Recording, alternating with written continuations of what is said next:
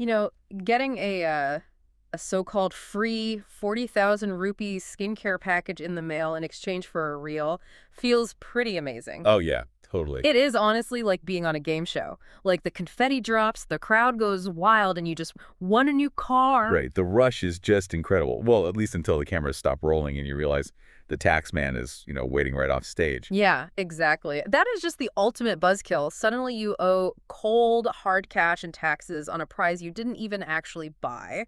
It's a rude awakening for a lot of people. It really is.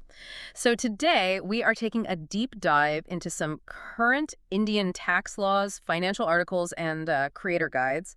We really want to figure out exactly why these free barter deals trigger real GST and tax bills for you. Because, the government definitely does not see a free gift when a brand sends you a package. They just see a business transaction. Right. So the ultimate test for you as a creator is pretty simple. You have to ask yourself, would the brand still send this product if you refuse to post about it? Oh, I see. Okay, let's unpack this. If the answer is no, then that box of serums is not a gift at all. It's literally a payment for a service. Exactly. It's compensation. But I have to push back a little here. What if you're just starting out, say you're like a small, unregistered creator? Surely you are safe from this rule because you aren't big enough to even register for GST, right?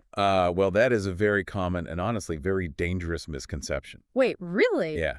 The value of those barter deals actually counts toward your aggregate turnover threshold. For most service providers in India, GST registration becomes mandatory when your total turnover crosses 20 lakh rupees. Or 10 lakh in certain special category states, right? Yes, exactly. So taking on too many non-cash deals can silently force you into mandatory GST registration.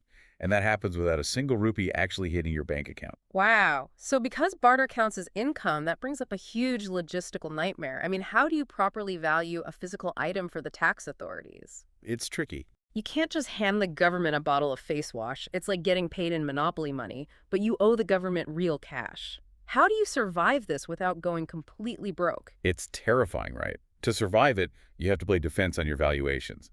Like, don't let the brand dictate the value by just blindly accepting the sticker price. You mean the MRP printed on the box? Exactly.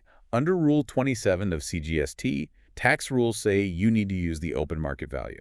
So if a brand sends you a phone with a really high sticker price, say 60,000 rupees, but it's actively selling for 50,000 online. You value the deal at that lower street price? Yes, you use the 50,000 mark, that alone can save you a massive amount in taxes. But even at a lower street value, paying an 18% GST out of pocket on a high-end phone still creates a massive cash tax bill.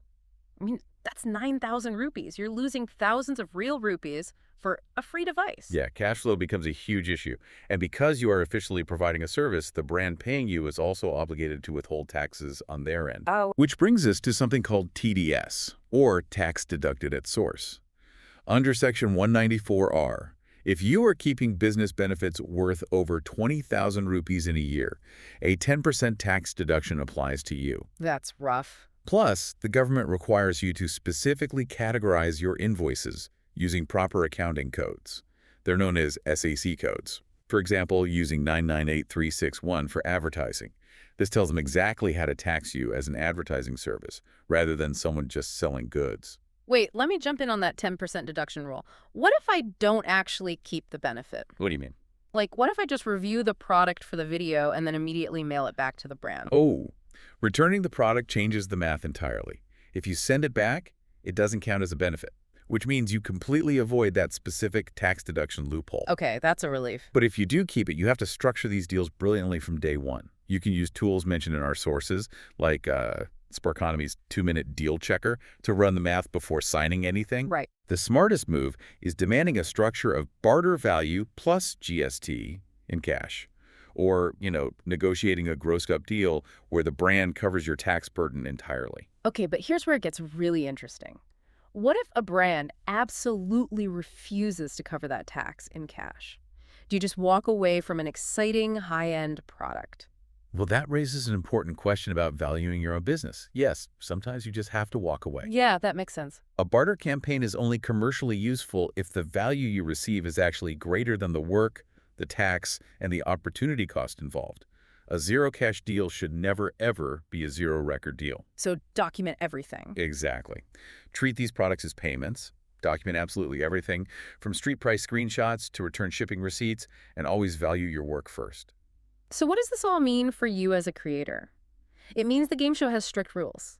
If every single physical item given to an influencer is taxed as a business transaction, you have to wonder how this will fundamentally reshape the casual gifting culture of social media. It's a huge shift. Think about it. With these hidden tax bills, will casual, everyday unboxing videos eventually become a luxury that only the most elite, highly paid creators can actually afford to make? Next time you see confetti falling on a free prize, ask yourself who is really paying for it.